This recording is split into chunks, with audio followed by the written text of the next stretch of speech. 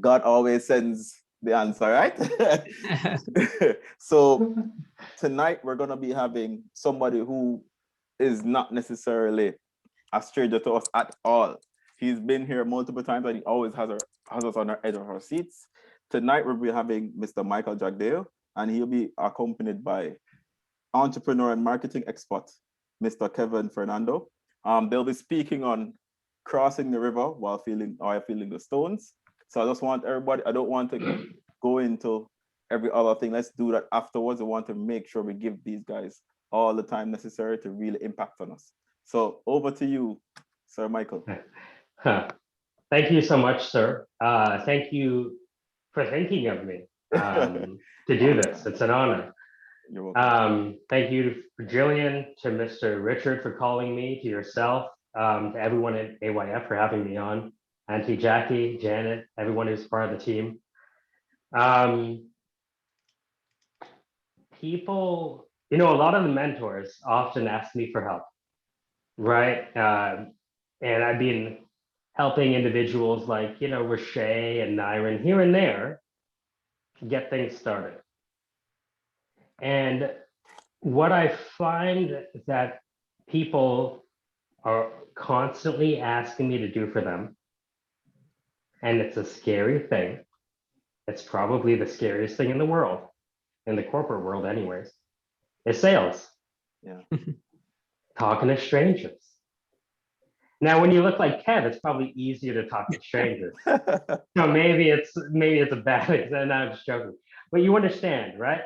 Talking to strangers, because it's scary, is very lucrative, because not even PhDs want to do it, right? Even in my career, I lacked confidence, and it affected my ability to sell. And when you can't sell, it's not that you can't get paid, it's you can't get a girlfriend, you can't do nothing. And that's my sales mentor. Early on in my career, when I transitioned from being a recruiter to sales, which really transformed my career and led me to be a headhunter launching startups now, was meeting with Kev and sitting down and having very serious discussions about sales and the science of sales and the science of behavior. And in the wrong hands, it can be deadly. And in the right hands, it can change the world. So I wanted to introduce you to Kev because Kevin has been able to create sales funnels that generate a lot of value for the people that buy. Does that make sense? He's not just selling tchotchkes. He's not just selling, you know what I mean? He's involved in e-learning. He'll tell you what he's done before, but he's been able to attract an audience to an offering that provides a lot of value to them.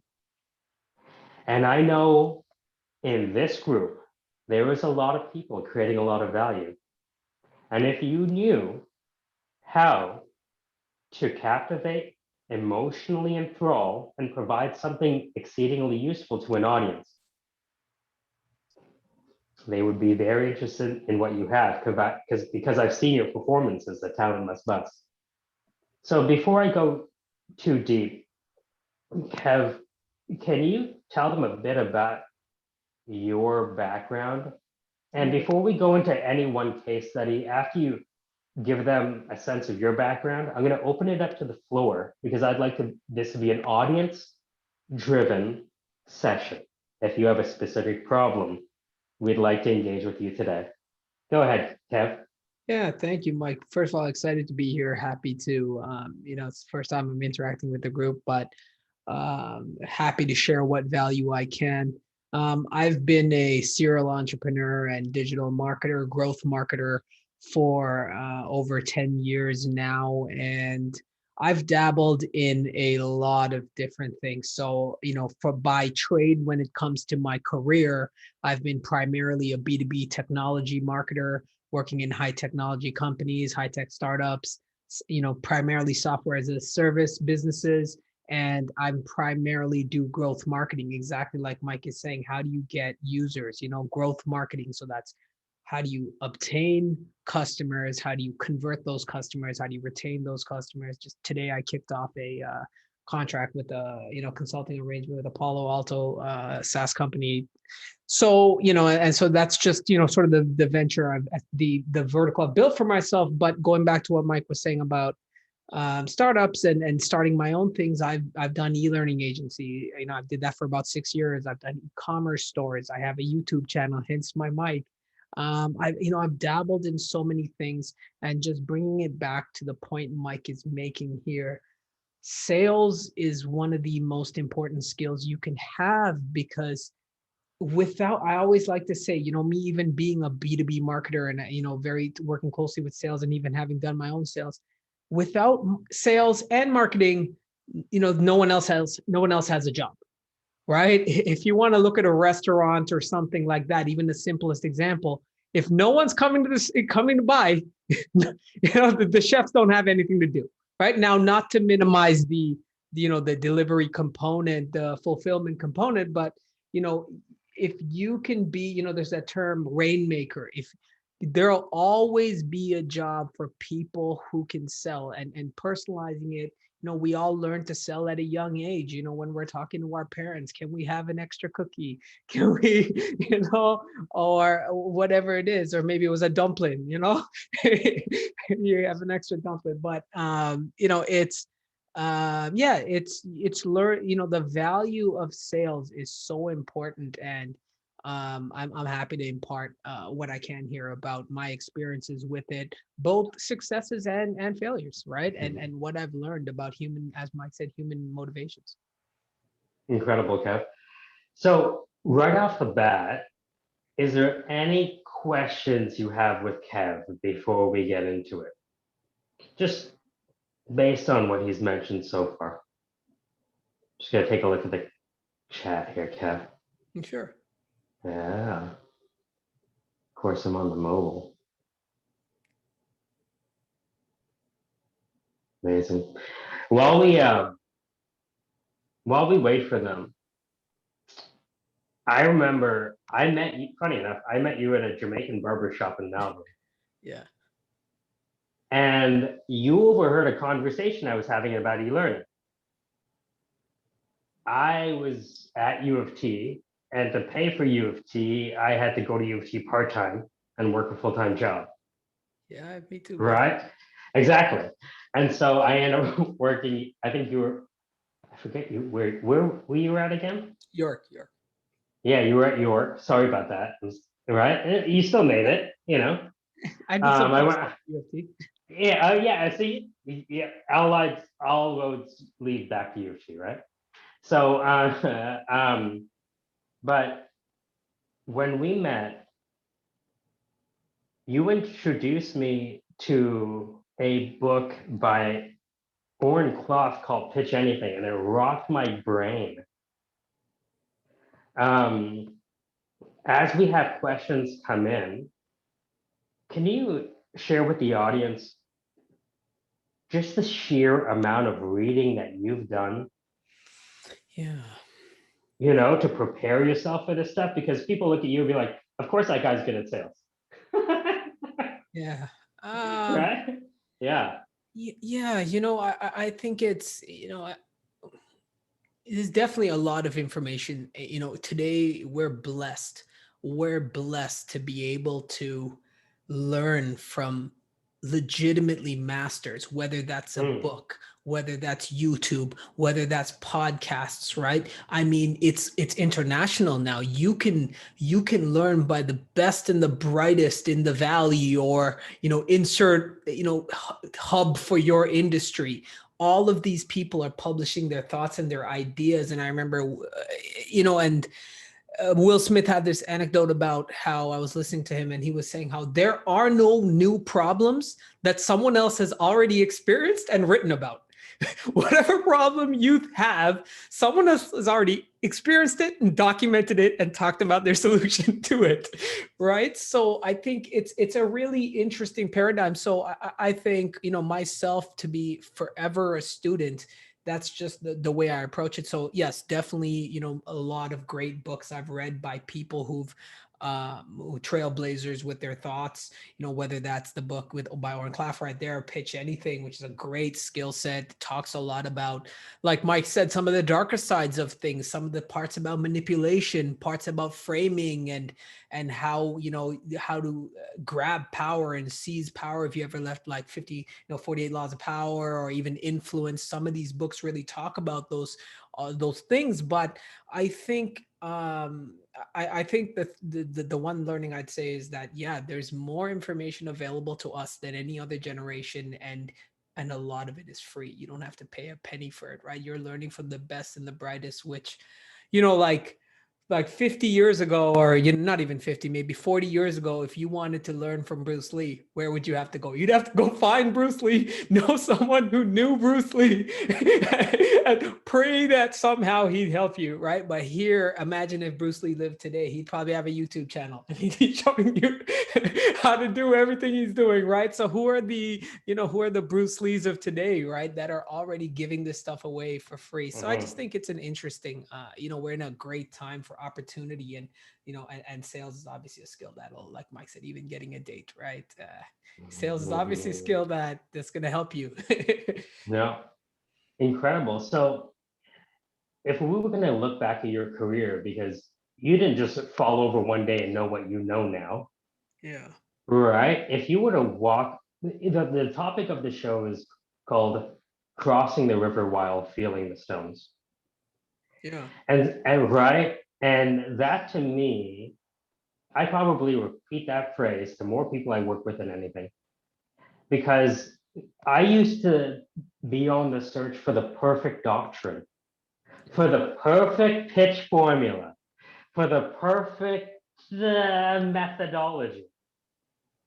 And I found that it was my ability to execute during the fog of war, so to speak, and being willing to fall on my face, that really helped me as a salesperson. So when you look back at your career, can you walk us through just kind of how you got to where you are now, and how you learned different skills that were really important to you? Because I didn't gain everything at once. It happened over time.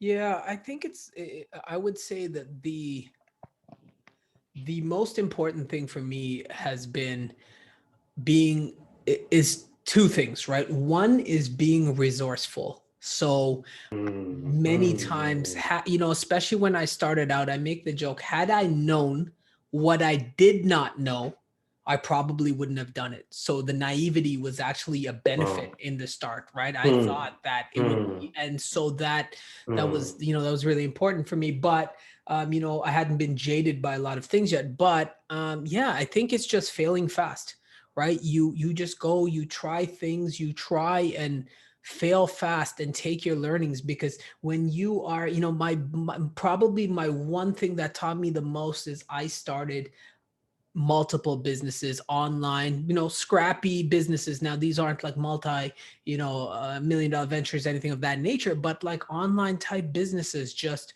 scrappy things where you have a small budget, but the learnings you get from doing that are unsurmountable. What you can teach yourself, because if you work a job, no one's ever going to give you that opportunity to do that crazy idea you have. No one's going to risk their business and their reputation for this crazy idea that you have. So if you, so, you know, so the first thing is one, being, you know, giving yourself those opportunities, especially in the internet era. Anyone can start a YouTube channel. Anyone, you know, with your cell phone, anyone can do anything. Anyone can start a blog. Anyone can do any of these things and teach yourself skills that are real world skills. And that, you know, going back to the Mike was talking about, you know, walking through the stones, as Mike Tyson said, everyone's got a plan till they get punched in the face. And the sooner you can get punched in the face and realize, you know, your ideas need to get better, the better, right? It makes you tougher, right? So I would say failing, learning how to iterate, learning how to be resourceful. But yeah, I would say that's probably the most important thing. It was just being resourceful and just giving myself the opportunity to learn. So, and doing things, right? Beyond just the theory, of actually applying it and doing so many things is what I think was the biggest learning experience for me.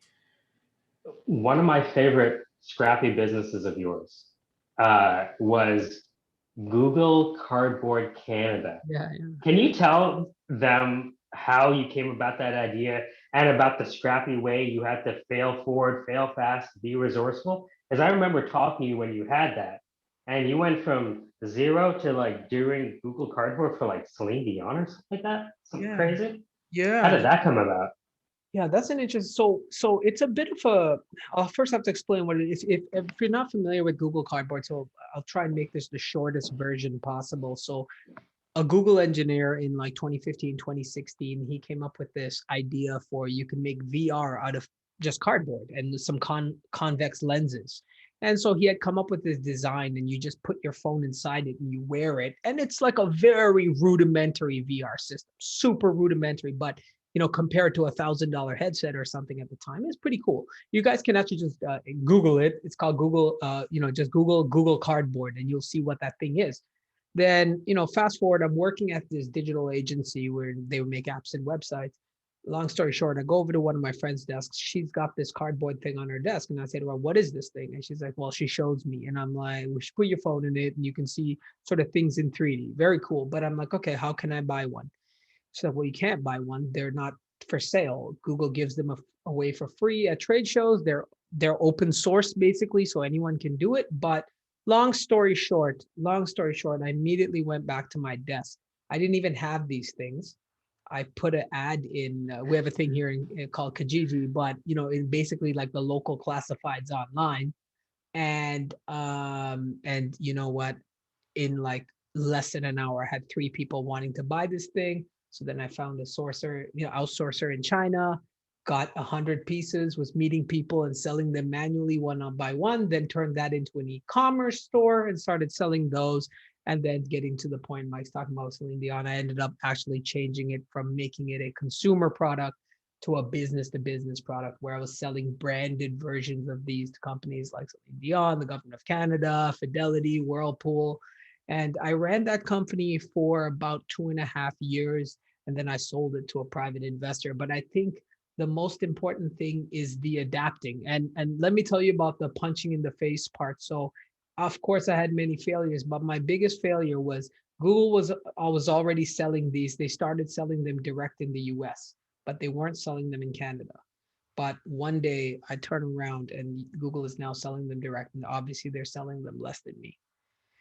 And so that was the moment I could have closed down the store or pivoted. And that's when I decided, you know what, I had some early conversations with some companies. Let's change this from a VR product to really a marketing product, a promotional product for trade shows and things of that nature. So, things fell into place like that. But, I think that it's just learning. Had I not been down the journey, I wouldn't have gotten there. So it's just being adaptable, I think. And yeah, that's sort of how that story went about.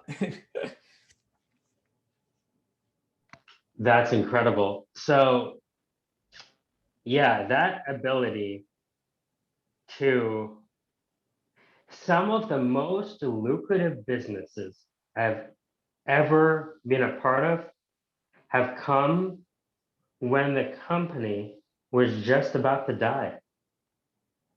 Yeah. And maybe that's the crucible of having to find something, you know what I mean? Just like, because if that never happened, you would have never had to make that inflection point.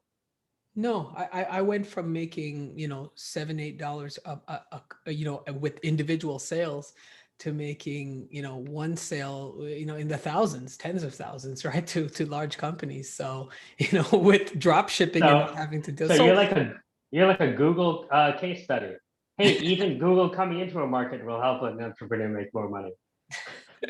Yeah, man. Well, you just pivot. I think the ethos I try and live by, especially the recently is I'm not the smartest guy in everything. No one can be. I'm not the best at everything. I'm not, but what I am is, and I think I view myself as is I'm a fierce competitor. And let me just say what the difference there is. If you're a competitor, it's not about, many times you look at an athletic event, the person who is the more skilled player doesn't always win. The person who knows how to compete, whether that's being more gritty, whether it's just finding a way to win, right? Just find a way to win. That's what being a competitor. A competitor isn't about being the best. It's about saying, I know what my goal is. Hell or high water, walking through the, what is it? The stones on the, Yeah. the river. Like, so I just think, I view myself as just a staunch competitor. So that just means that I don't care what's going to happen. I'm going to find a way to win. And it obviously there's people who are better than me at what I do, but I'll show up every time and I'm going to give it my all and I'm going to find clever, crafty ways to win. It's interesting you say that. And I want to pair that, though, that scrappiness with the amount of planning you do. Because I remember you once told me that, I think I was telling you this about some harebrained idea I had. Mm-hmm. And you were like, hey, Mike, you can do whatever you want. The problem is you can successfully execute failure. Yeah. So it's not about if you can do it, it's you can. What is the opportunity cost? Can you tell me about that when you can start considering new business? I'm sure headhunters are calling you all the time, offering you do this, do that, try to change your mind. So what is that like in terms of your thought process now as you embark?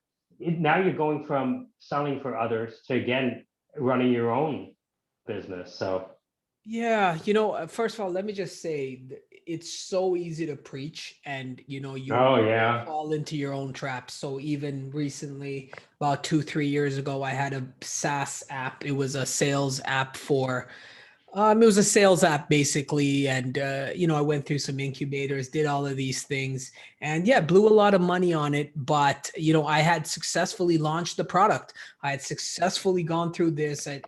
Everything was working, but I successfully executed failure.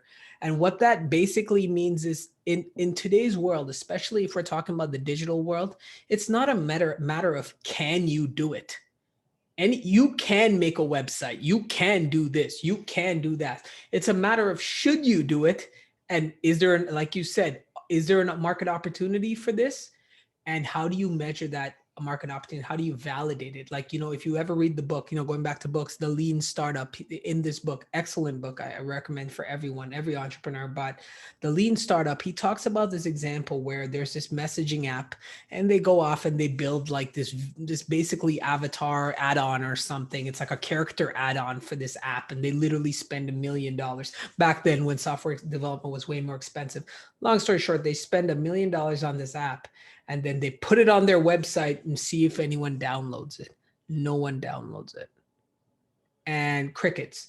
And so I'll skip a lot of it, but the grand insight that author gets is, and this is what made him write the book, is he sits back and he says to himself, couldn't I have just figured that out for like $5 if I simply just made a landing page with the button that says download?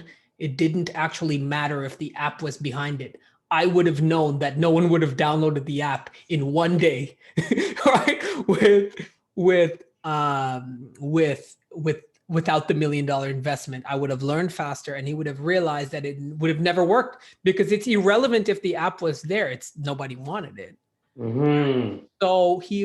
So that's what started the whole lean startup ethos and sort of how do you do smart experiments with your ideas. But I'm getting, a bit of a tangent into specifically tech, but just, I think it's a really just a way of saying successfully executing failure is just a way of saying, sometimes we shouldn't, we need to get feedback from the market as soon as possible. The classic example of successfully executing failure is if you have perfect digging technique and you have, you dig very safely and you're digging for gold and you do a perfect job digging that hole for the gold, except that's not where the gold was. So you successfully dug the hole, right? Yeah, so you've done all the work. You successfully and you're tired. Yeah, Your back hurts. You did the wrong thing correctly and perfect. And your wife is pissed. You needed that gold. There you Yeah, go, I've man. been So there. yeah, so just Yeah. kind of that's the way try and look at it. I saw an interesting question in the chat, and this is a question that we ask ourselves every day, and it's a very hard question to ask. When you are presented with multiple opportunities, say opportunities to sell things, do things, how do you validate an idea? Yeah. How do you validate a problem worth solving? A job to be done, as if you use the Clay Yeah. Christensen. How do you validate? You know, you validated the Google Cardboard through a combination of someone showing it to you, you yourself being a customer, finding out that there was no sales channel and providing that sales channel, right? And you sold it hand to hand before you ever went online. I thought that was the most interesting part. You were selling, like you told me, no, I'm actually meeting with people physically. And I'm like, you're meeting with people physically? I thought you're the software as a service guy. No, I'm meeting with people physically. Yeah, that was important. That part I'll say specifically because I Mhm. would ask them, what do you like about this thing? Why do you want it? Mm. And then that's what informed my writing for my Mm. right user discovery. It's called, in especially in the software word, right? Just standard Customer customer development, feedback, right? Customer development, right? speed Why of do you play. like it? Yeah. Why do you want it? What are you using it for? Oh, I'm going to be using it for this. Oh, Mm. okay. All right. Okay. Mm.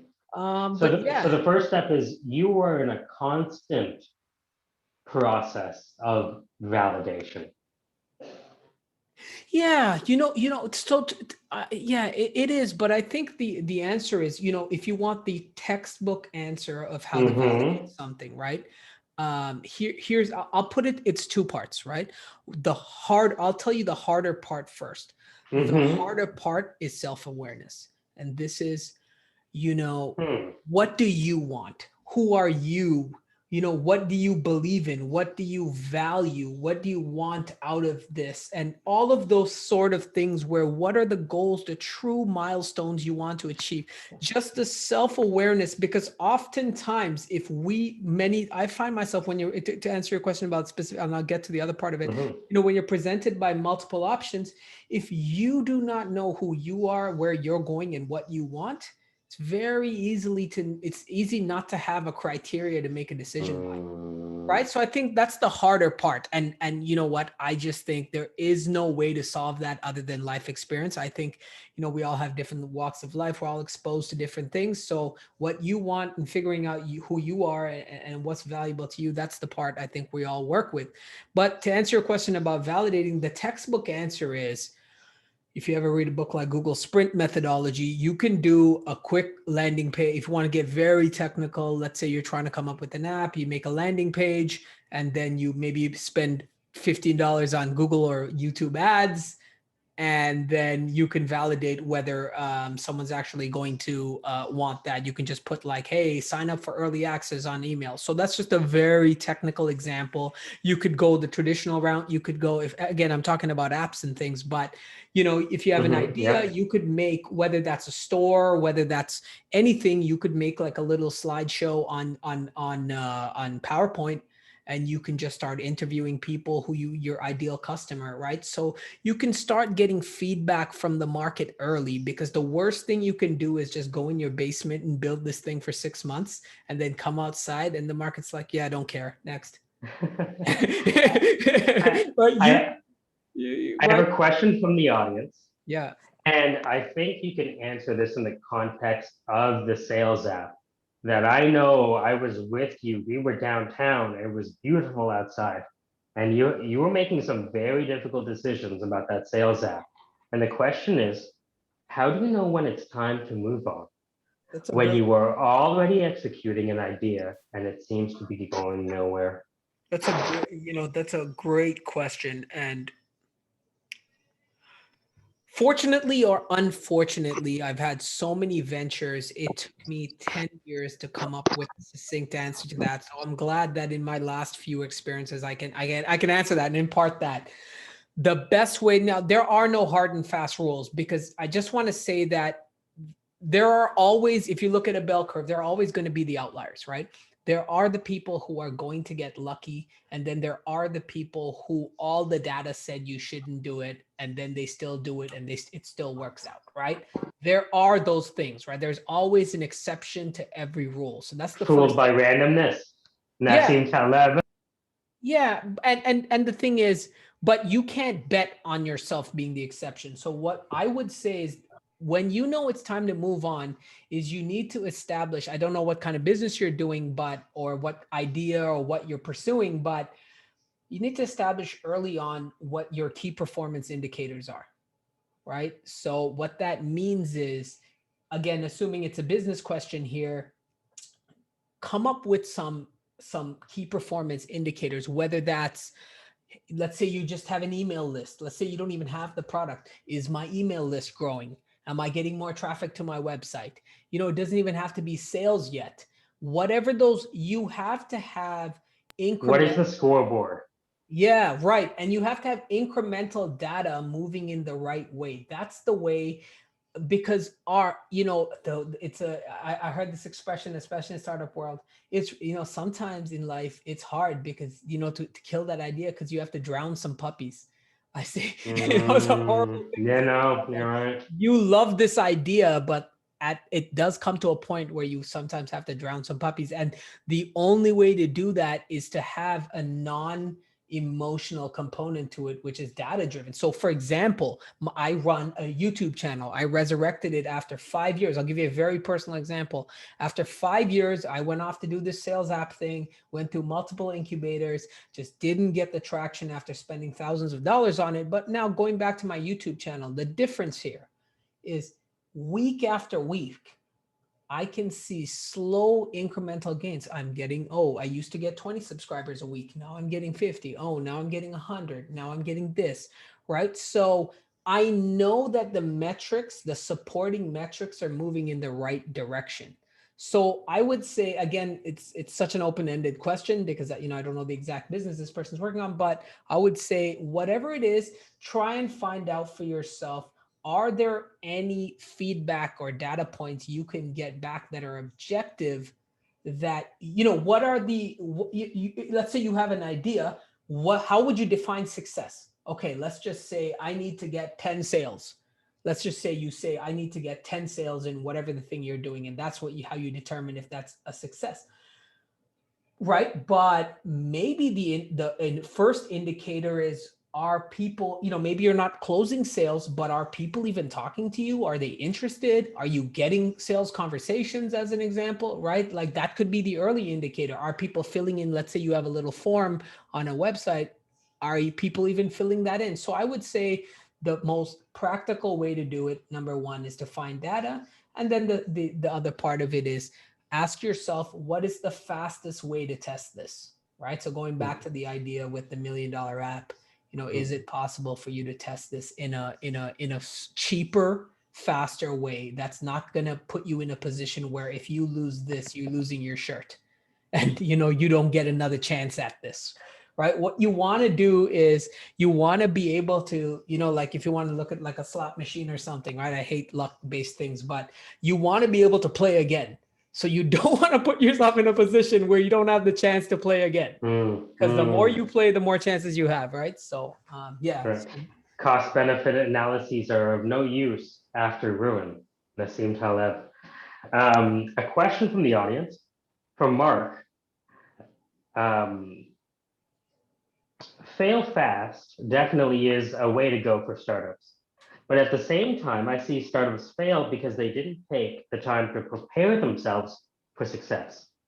Growing too fast from startup to scale seems to be a huge challenge for many startups. Yeah. What's your view on this? And can you walk us through a scenario? Because you've been through, whether it's My Planet Digital, like My Planet Digital might be a good example, or another example where you as a salesperson have walked a company through a scale. Yeah, that company was at 80 to 100. They never really achieved too much scale, but I can talk about some other organizations. It's a great question. I was just talking with a company this week actually, and they had during COVID, or leading up to COVID, they had grown their marketing team to 14, and then they halved it to literally 7. Mm. And so, and the reason given is exactly like Mark is saying here, they felt they scaled too fast. And I think it comes back down to the numbers, right? Because especially when you're going from a startup to a scale up, that, you know, that difference, that could be, let's just say, in a typical, since we're, you know, since we're talking about startups, I guess from looking at a technology perspective, let's say 0 to 10 million versus 10 to 50 or something of that nature. I find a lot of people, they don't have their macro economics, right? Like if you build, what I'm finding now, like the unit economics, what I'm finding now is if you can build, the faster you can get to a predictable machine, the better. If you're going really deep into sales and marketing, the holy grail is for you to be able to get to a point where you're like, I know my cost per lead is this. I know my average lifetime value of a customer is this. And then I know for every $3 of marketing I put in, I get $10 of marketing. And then, you know, the efforts that are built around that, and of course, marketing and sales. And then if you can scale based on maybe some of those unit economics being informed, as opposed to, I've seen in sometimes, you know, companies, they sort of a spray and pray approach where it's like, hey, let's just add more people because we got a funding round. So you know, the VC's expecting us to just spend more money, just get more people. And to Mark's point here, you know, the bucket is leaky. They're not ready for that. They don't have the infrastructure. They don't have the plumbing. They don't have the processes. And sometimes, and this is the most humble thing I find, is you also have to, going back to that whole self-awareness, takes a whole different skill set. You know, I'm going to use big numbers here, and probably most of, you know, including myself, can't really relate too much to this, but you know, there's a big different skill set to go from 0 to 10 million than say 10 to 50, right? It's self-awareness. It's a different kind of person. So maybe there's that same founder who's like, hey, look, I'm trying to scale, but that's not your skill set. You're maybe a more of a started guy, right? So Pioneer, settler, town planner. you got it, right? Like, so yeah, I you know, I think there's so many reasons, but definitely it's aligned with Mark here. No, that's interesting. I would, Mark, are you free to come on? Hey, Mark, how's it going? Hey, Hey, I'm free. Kevin. A little Excellent, late, Kevin. but I'm free. Kevin, I'd like to introduce you to Mark. Both of you guys have been my sales and marketing mentors. One, because Kevin, you and I have worked together. But Mark, I met you when you were the head of marketing and head of brand at Zilliqa before they reached, I think the last time I checked, they have a $1.294 billion market cap. Is that right? Yeah. Well, right. It changes every day, but it changes every day, right? So I would love for both you and Kevin to kind of chat this out here, because I think this is an answer that we can co-create. You know, Kevin was actually the first person who talked to me about digital currencies 6 years ago. Can you talk to me about your experience at Zilliqa and tell people what it is and how you really help them manage their brand as they grew from nobody knows us to $1 billion blockchain behemoth in Singapore? well, the thing is that they had already been like over $1 billion when I got there. Oh, gotcha. Yeah, I think in May, May 2018, shortly after all the altcoins crashed, they had a huge run up, and then obviously they crashed. Why are you smiling, Kev? So I became. Was part of it. I had my. It was part of it. Yeah, we all took that right, I think. Yeah. So I joined Zilliqa in June 2019, and basically there was only a tech team. So and they had done some marketing, but not too much. It wasn't that good either. So so yeah, I had to tell them that I was the one that needed to tell them that we need a story, and we need it because we might have like the best tech in the world, right? But without a good story and a nice brand will probably not gonna make it. And Right. that was a Was tough that easy thing to tell tell the them. tech people? What did they say? Did they kick you out of the room when you told them that their tech wasn't the be all end all? Of course, I got some pushback,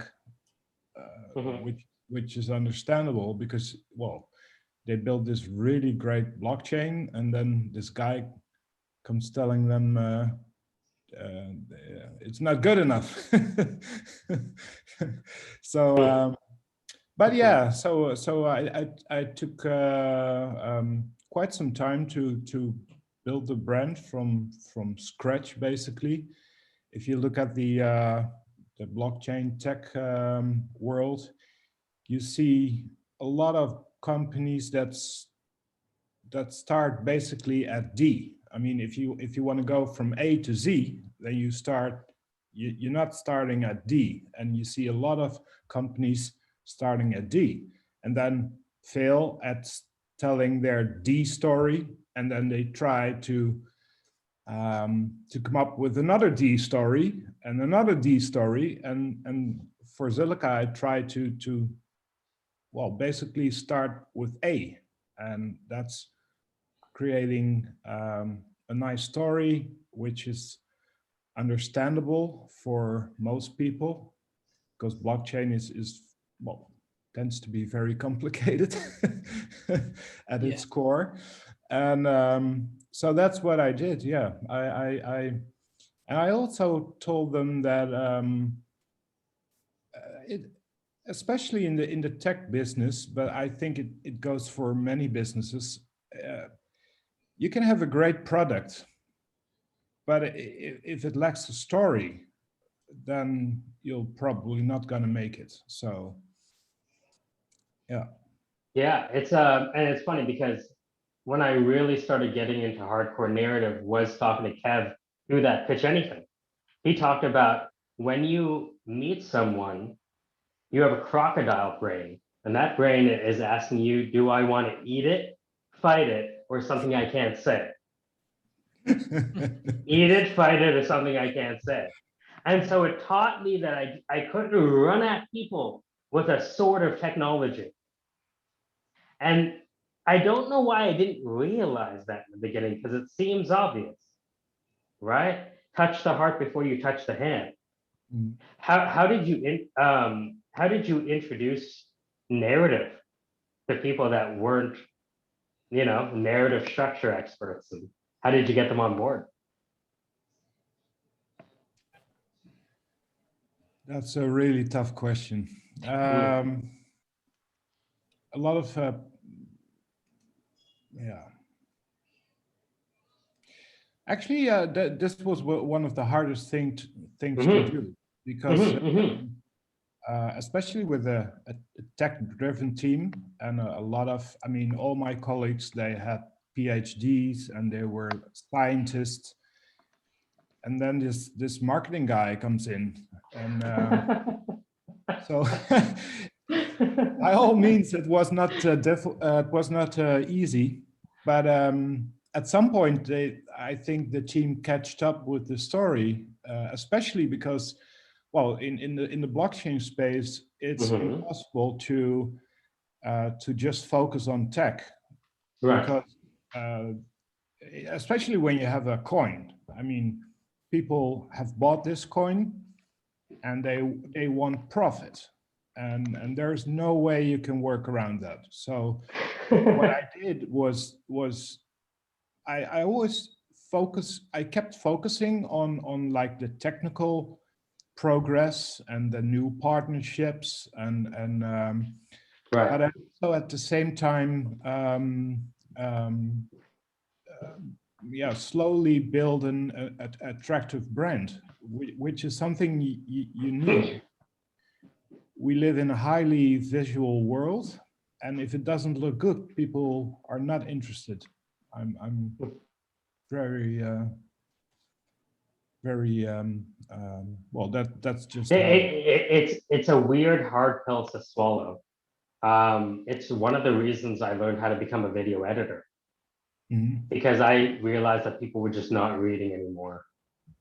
No. right? You know, and I was like, well, what do I do now? Kev, how do you break through? And it's also a How do you question. break through that just noticeable difference? Yeah. Both of you guys, how do you break through that just noticeable difference? Because I think about that every single day. I ask myself, so what? So what that we can do this? Because Yeah. I know if I did a quick search, I could probably find 20 other companies that do it, and God forbid they might be able to do it better than me. Yeah, I mean, I think, exactly spot on there. I'm just thinking about what Mark is saying there. Litecoin as an example, just to talk about crypto and Bitcoin, even to a degree, they have the strongest brand value. There are so many coins out there, but they don't have the recognition. And in a sea of like Me Too type products, brand and narrative for sure does matter. And Mike, to touch on your point here or your question, yeah, I think it's really hard if you don't have a 10x differentiator.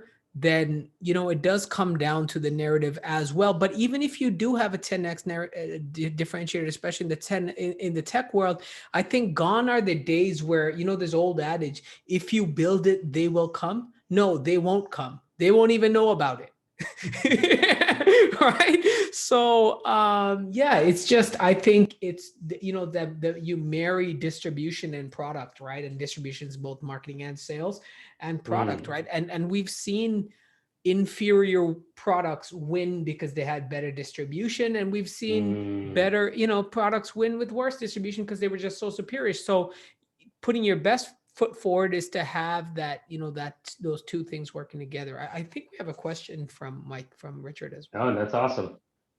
Richard, can you unmute yourself? I think it's a chat. I was in the chat. Yeah. Okay, let me take a look. And why, before we end off today, because we just have about 10 minutes, there's someone I'd like to add to this conversation with Mark and Kevin. He's someone that I also looked up to as a sales professional, also in the education space. That's Mahdi Raza. Mahdi, are you there? I am, my friend, just picking up some dinner. I am here. All right, awesome. So just based on what you've heard already, I know you as a consummate sales professional, always looking to drive a competitive value, whether it's cybersecurity education, whether it's real estate. Based on what you've heard, is there anything that you wanted to say to the audience before I tell them about what we have coming up in cybersecurity? Yeah, no, first of all, thank you very much for inviting me on. I was just looking at the Adopt a Youth Foundation. I mean, an amazing organization. I love what you guys are doing. Helping out the youth is the number one priority, I think, for all of us, is to help out the young ones. So I'm glad hearing Kevin agree with all those points, hearing what Mark has been saying, agreeing with all those points. I mean, I'll bring one perspective to this about if you build it, they will come. When you do build it, you have to build it so that it's for them to come, right? You can't just go out there and build something and go, I hope someone will show up. But if you're building a mousetrap, then guess what? The mouses or mices will come. And that's how I've built my businesses. But great conversations, definitely. There are a number of people in the audience who have approached me looking for career opportunities. Now, you are providing more career opportunities for people than I know of because of the work you do. Can you talk to them about, as we end off today, we've spent a lot of time talking about sales, might as well talk about some technology too. Can you talk about the why behind cybersecurity, why it's so hot, why you chose to build a business in it, and what some of the real opportunities might be for those technology or even just cybersecurity or business inclined folks on the call? Mm-hmm. Yeah, great question. I mean, we all know data is the new oil, right? It's the most valuable asset in the world. Every organization out there, data is what's worth everything, whether it's Bitcoin or if you're a laundromat, doesn't matter what you are, data is the most valuable thing. And people are out there trying to steal it. You have state actors, so you have it from a political system where you have governments going after, and there's a cyber warfare currently occurring and has been occurring for the last 20, 30 years. And then you have, cyber attackers, people that are just criminals. Back in the days, you would have robbers walk into the bank to steal money. Now you got people, taking data and holding it hostage for, 7 Bitcoins. Everyone's a target, and it could be from young to old. So cybersecurity has busted at its seams when it comes to, from an employment standpoint. There's not enough. The students that are going through universities and colleges around the world are not able to still fill the unfulfilled positions. There's approximately 3.5 million positions available in 2021 right now. So if you go on Indeed, Monster, any of these sites and type up cybersecurity as a job, for example, certified ethical hacker, you'll find over 4,000 to 5,000 jobs in North America right away. So it's a huge field. There's a lot of money to be made. So if you're able to understand cybersecurity, whether it's sales, marketing, the technology as a pen tester, anything in the ecosystem, it's a good time to get in, definitely. How might they get in with what you're doing at CyberX? We have Canadian Women in Cybersecurity coming up on March 8th.